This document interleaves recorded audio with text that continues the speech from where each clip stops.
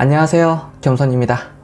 벌써 주말인가요? 너무 빨리 지나가네요. 9월달 한 주도 이렇게 빨리 지나갔습니다. 시장은 사실 뭐 부각되고 뭐 이런 것들은 딱히 없는 것 같습니다. 없고 여전히 삼법 개정에 대한 그런 게 기대감은 좀 어느 정도 주가는 반영이 됐다. 확실히 지주사를 중심으로 금융주 주주 환원율이 좀 될 수 있는 그런 기업들이 좀 이렇게 주가가 반영이 좀 됐었고, 그로 인한 좀 약간의 실망 매물들이 좀 나오면서 차익 매물과 실망 매물들이 나오면서 단기 고점 대비 한 1-20%대 많게는 30%까지 이렇게 빠지는 그런 장이 되었었고, 뭐 대주주 뭐 양도세 문제라든지 노랑봉투법 이런 것들이 좀 해결이 돼야지, 특히 대주주 양도세를 얼른 이제 정상적으로 다시 50억으로, 저는 50억도 사실 말도 안 된다라고 생각을 합니다. 최소한 뭐 100억은 넘어가야 되지 않나, 사실상 뭐 폐지를 시키는 게 맞다라고 생각을 하고 있고, 어쨌든 100억 이상은 해야 된다라고 생각을 하고 있습니다. 50억도 너무 작거든요. 그래서 연말이 되면 될수록 이제 주가가 빠지는 이유가, 많이 못 올라가는 이유가 이제 매도세가 강해서 그래요. 스마트머니들이 매도를 때리는 거죠. 이제 이런 것들을 빨리 정상화를 시키고, 그게 이제 9월달 중으로 좀 이루어질 것 같은데, 어쨌든 저는 뭐 큰 기대는 안 합니다.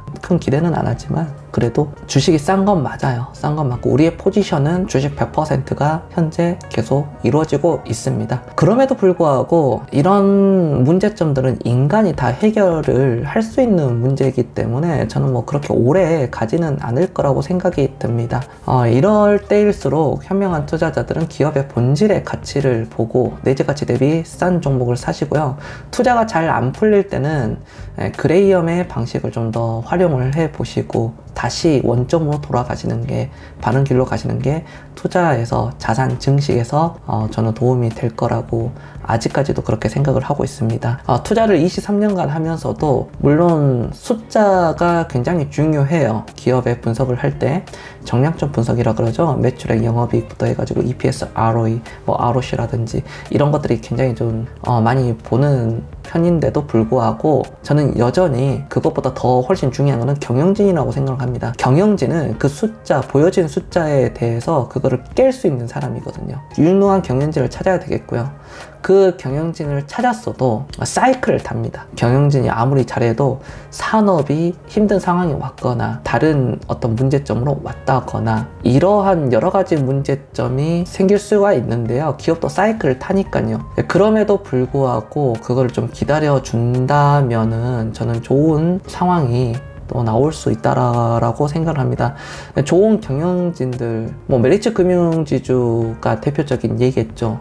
대주주의 한 주와 소액주주의 한 주는 동일하다. 동일한 가치를 가지고 있다. 대주주와 소액주주 간의 이해관계가 맞는 회사. 그리고 저는 뭐 3년 전, 5년 전, 심지어 10년 전에도 그 자료를 찾아보고 경영진이 얘기했던 것을 오늘날에 지켜졌는지 그것도 한번 봐야 되는 부분이라고 생각을 합니다. 그거는 여러분들이 조금만 시간을 좀 할애를 한다면은 찾을 수가 있는 겁니다. 그래서 그 경영진이 너무너무 중요하다. 투자를 계속 하면서 계속 느끼는 부분들이에요. 그게요. 그렇다고 해가지고 뭐 정량적 분석이 중요하지 않다라는 게 아니죠. 당연히. 그렇지만 우선순위에서는 저는 경영진의 자질이 굉장히 중요하다라고 볼 수 있고, 그걸 이제 보는 방법들은 뭐 여러 가지가 있겠죠. 뭐 배당금을 올려준다든지, 자사주 매입을 한다든지, 그리고 자사주를 소각을 한다든지, 그리고 직원들의 어떤 복지 정책을 어떻게 한다든지, 회사 안에서 남녀 비율을 어떻게 뭐 한다든지, 어떤 모 회사는 여성이 결혼을 하면 바로 퇴사를 시키는 회사도 있어요. 실제로 그렇습니다. 제가 알아보니까 굉장히 놀랍더라고요.